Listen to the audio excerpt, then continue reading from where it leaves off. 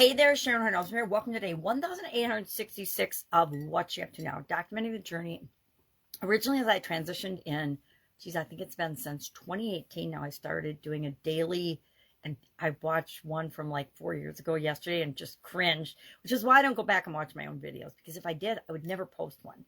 So lesson learned there, if you're just getting started with video, do the best you can, but depending on the frequency of the video and the purpose of the video, don't fret over, is it perfect? Because it never is. And whenever we start anything new, it pretty much stinks, right? We're not good at things when we first start them. Usually we just decide whether we like it or not and whether it feels good for us. We let our conscience be our guide, which is our idiom for supersize your business today. Love this one from Jiminy Cricket, Marvin Gaye's song in 1961, as well as being able to use that a lot in my life and in my career and my businesses, as well as my personal life. We have to do what feels right for us at any given moment. And we can use that as a guide in terms of making choices, decisions, deciding what to do or what to not do in every area and aspect of our life. How does that make me feel? How's it going to make me feel if I actually do or say that thing? If it's going to make me feel bad, I'm going to try to prevent myself from doing or saying that thing, because I don't want to feel bad. If it's going to make me feel good and I know it's right and it's the right thing to do, then I'm going to do that.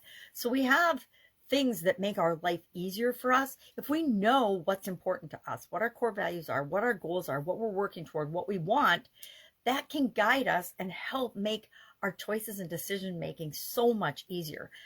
You know, oftentimes we get into this trap of believing we have to do this thing or another thing, and we only have two options. That is absolutely positively a lie, right? It's one of those false beliefs that we suck into and believe, because a lot of times we're given only two choices to choose from. Well, just because someone says you can do this or that doesn't mean you can't do both or one or the other or neither and come up with your own solution, right? We have a lot more possibilities than we could ever take advantage of. We have a lot more opportunities than we could ever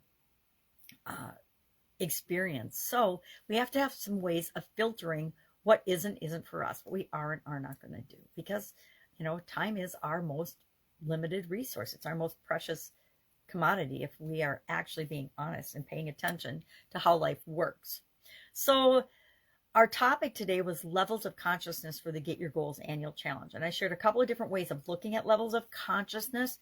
You can look at it from the perspective of how aware are you in any given moment. You know, you're awake and alert all the way to unconscious. There's 5 different levels there.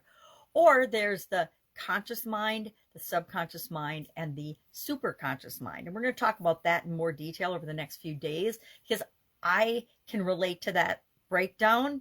And so I want to share the lessons I've learned and the perspective I have on each of those types of our mind, because our mind is where our thinking goes on, right? So that's it for today. I'm going to keep it short because there's a lot going on, and I want to try to keep all the balls up in the air and rolling in a way that feels good to me, and I anticipate that you want to do the same.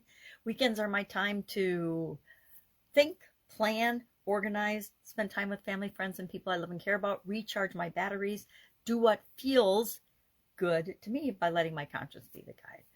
All right, that's it. If I can help you in any way, ask. Otherwise, I will be with you tomorrow. Have an absolutely fabulous day.